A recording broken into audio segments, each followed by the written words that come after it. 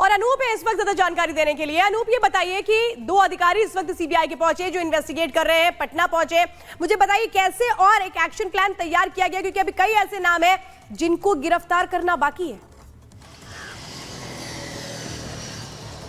देखिए, आपको याद होगा शास्त्री नगर थाने में सबसे पहले मामला दर्ज हुआ था, उसके बाद 13 लोगों को गिरफ्तारी हो, उसके कुछ दिन बाद ईओयू ने इसे टेक ओवर किया था और ईओयू बेहतर तरीके से काम कर रही थी। लेकिन अब सीबीआई को यह जांच सौंप दी गई, तो सीबीआई अब पूरे मामले की छानबीन कर रही है। दो लोग जो हैं वो सीबीआई दफ्तर से निकलकर ईओयू टीम पहुंचे। देखिए, यही मेरे पीछे सीबीआई दफ्तर है और रीजनल अधिकारी यहीं के हैं और यहां से निकलकर बिल्कुल चंद कदमों में ईओयू का ऑफिस है और यहां से निकलकर ठीक मेरे बगल में दाहिनी तरफ जो दफ्तर है ईओयू का, वहां पहुंचे और वहां भी कहा जा रहा है कि ईओयू के जो अधिकारी हैं उनसे बातचीत की जा रही है। यही नहीं, ईओयू ने कई ऐसे अभ्यर्थियों को बुलाया हुआ था जिनके नाम उनको सामने मिले थे, कहीं ना कहीं उनसे पूछताछ करनी थी, तो वो अभ्यर्थी भी यहां पहुंचे थे, लेकिन उनको वापस भेज दिया गया क्योंकि अब उनसे पूछताछ करनी होगी तो सीधे तौर पर सीबीआई करेगी। देखिए, इसका मामला जो बिहार से निकलकर महाराष्ट्र के बाद झारखंड भी पहुंचा।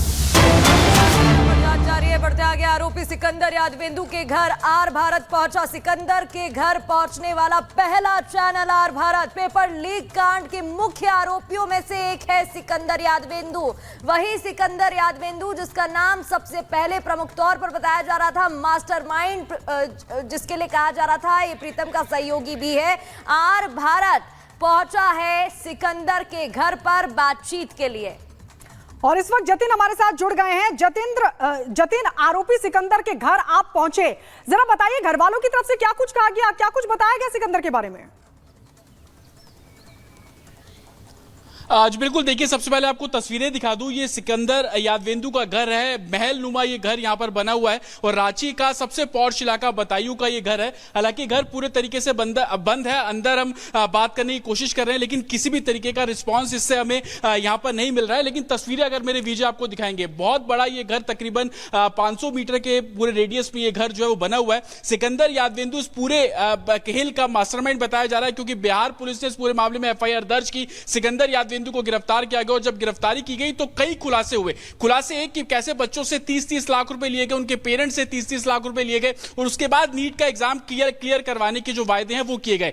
एनएचआई के गेस्ट हाउस में सिकंदर यादवेंदु मौजूद था और उस गेस्ट हाउस के जब रजिस्टर को खंगाला गया तब प्रीतम नाम के शख्स का जिक्र सामने आया। मंत्री वर्ड लिखा हुआ था। प्रीतम वो है जो कि तेजस्वी यादव का पर्सनल सचिव है। तो आप इसी से इस पूरे कनेक्शन के बारे में समझे और ये घर की आप तस्वीरें लगातार रिपब्लिक भारत आपको दिखा रहा है कि कैसे रांची में सिकंदर यादवेंदु का भव्य एक तरीके से महल है। बताया जा रहा है कि परिवार कुछ समय पहले ही यहां से पटना शिफ्ट हो गया था, उसके बाद से ये घर पूरे तरीके से बंद है। सन 1980 में सिकंदर यादवेंदु यहां पर पहुंचे। एक खेती के परिवार से वो सामने आता है और आपको यह भी बता दें कि 2012 से पहले वो रांची में एक छोटा मोटा कॉन्ट्रैक्टर था, लेकिन उसके बावजूद इतनी बड़ी तरक्की हो गई कि तकरीबन 500 मीटर के गज में सिकंदर यादवेंदु का घर है। उसके बाद 2012 के बाद सिकंदर जो है वो जूनियर इंजीनियर के पद पर तैनात हुआ और यहीं से तमाम जो अटकलें शुरू हो जाती मैं है। यही समझना चाह रही थी जतिन, जो घर आप दिखा रहे हैं, लगातार इन तस्वीरों को दिखाते रहिए। एक जूनियर इंजीनियर की तनख्वाह कितनी होती होगी?